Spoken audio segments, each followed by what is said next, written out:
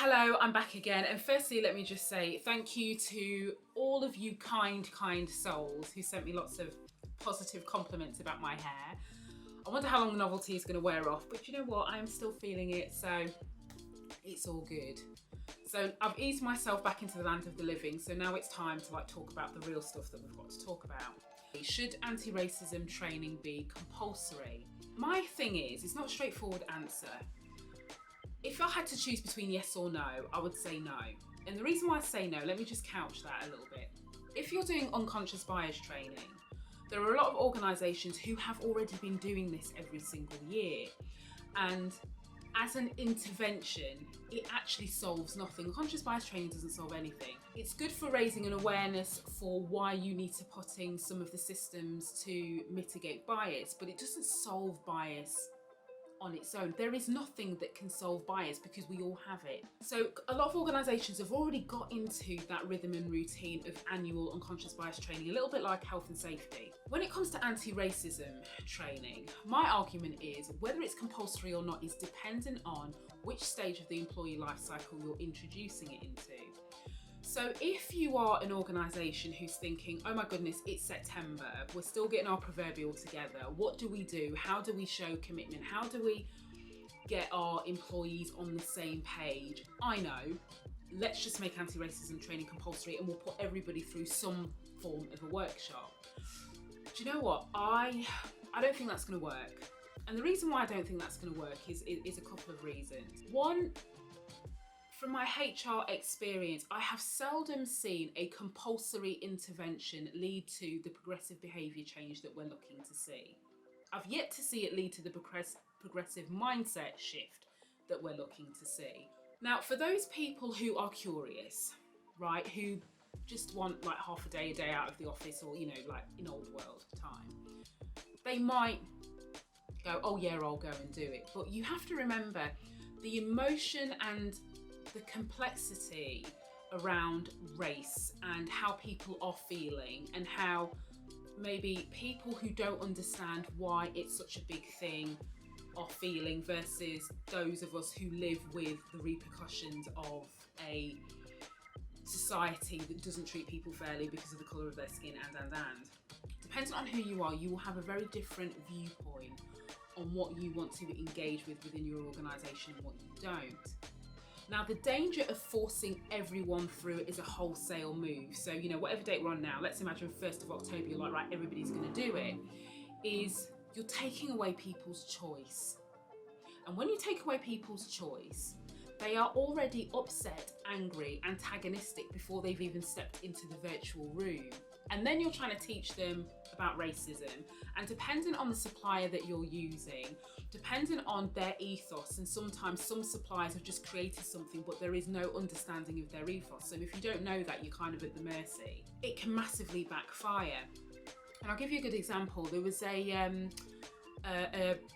what we call a public sector organisation in the States, and I saw this article. Basically, people were slating by the fact that they put, the whole, I think it was like a lab or something like that. Anyway, they put everybody through some sort of anti-racism / unconscious bias training, something or other. There's another dynamic to that which I'll talk about in a separate video, but the backlash to that was a bit like, and what people were saying is they went from 0 to 100. So it's a bit like 1 minute, as an organisation, in the nicest way possible, you've done nothing right in this space. And now all of a sudden you want us to have this training. And then once we've had this training, we're meant to be new awakened individuals who now understand what it is. That's not how it works, because if it was that simple, that method of command and control almost has been proven time and time again, it doesn't work. Where I think you might want to think differently is, I always say I am happy to talk to, work with, collaborate with, be hired as a supplier, I guess, for want of a better word, for anybody who fundamentally cares about doing the right thing. That is the only criteria that I have as an individual and as somebody who runs my own business. That's it. And you can apply that same criteria to your organisation. So rather than thinking wholesale, and I hate to use this word champions because I always think it's just overused, oh, who's a champion? But who is already doing some work in this as an individual, not because you've told them to, because they want to do it anyway? Who is the person knocking on your door going, what are we doing, what are we doing, what are we doing? Because I'm not happy with the fact that we as an organisation have not done this. Who is an individual who is going, what can I do to help? So who are these people with moral courage who are showing leadership, even though you haven't given them the job title, and they're knocking on your door and they're saying, I want to do something, like I'm not 100% sure what, but what can I do? What can I do? I want to be part of the solution. I want to be part of this change. If you take your time to identify who those people are, and instinctively, when I'm talking to chief people officers or CEOs, they're already, I can see their minds going and they're going, oh my God, and it's usually somebody who's making right, you know, who's being a little bit annoying in a positive way, and I say that with love. But on behalf of, you know, the director or whatever, they're not appreciating like the email going, so what's going on, what's going on? So you can already think about a couple of people, maybe even more so, who are wanting to understand more. So I would start with them. Do you know what I mean? So pick the people, or create an environment where people can self-select themselves into going on an anti-racism course, or whatever it is. It's like a course initiative. I'm just using this as an example. And let them experience it, and let them start the ripples of change within your organisation. Now, I know this is a longer process. I know it's not neat and tidy. I know it doesn't, as a soundbite in terms of from a PR statement or the ability to write in your annual report, we put, you know, 1,500, 2,000, 3,000 people through anti-racism training. To say that you waited and you started with, you know, people who care and da-da-da, I know it doesn't have the same sexiness as being able to say you put everyone through, but I guarantee you the organisations who take that approach, slowly it might feel a little bit more painful, but what you're not doing is creating, you know, I talked about this before, this kind of segregated workforce, because you force anybody to do anything, they're not going to like it. And because they can't get over the fact that they've been forced, they've had no choice. Do you know what I mean? So already the barrier is up. Already they're feeling like, I don't even want to be here. I didn't choose to be here. I'm not racist.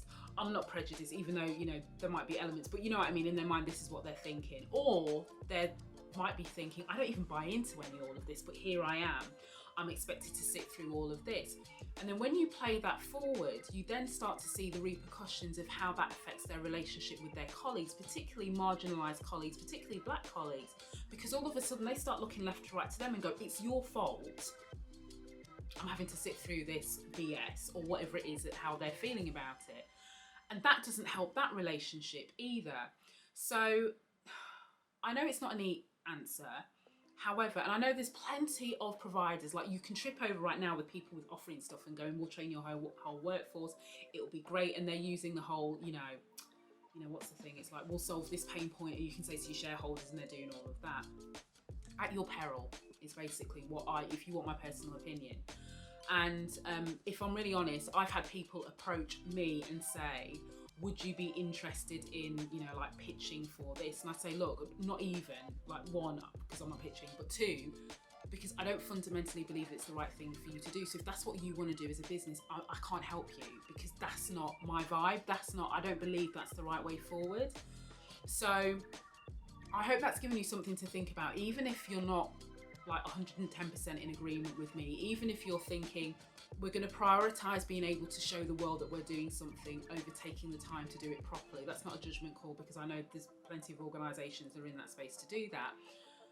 Then you know what, at least you've heard what I've got to say and you can make your judgment call. I guess I'm probably talking to those who have probably sat there feeling a little bit uncomfortable, but they probably can't pinpoint why they're feeling uncomfortable with it. And hopefully I've given you a little bit more context and understanding, and given you some ammunition to be able to take that back to your organisation and go, do you know what, before we go hell for leather on this, can we just pause for a minute, stop, and just have a conversation?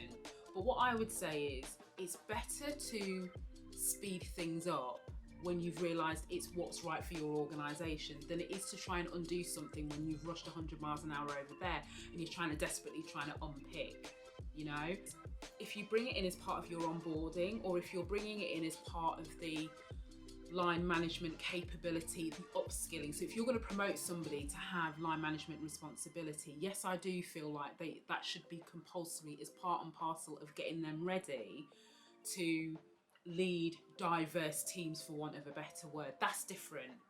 But this kind of knee-jerk wholesale, let's get everyone through it quick, quick, quick before the 1st of October, I don't prescribe to. So that's my view. You can let me know what you think. But yeah.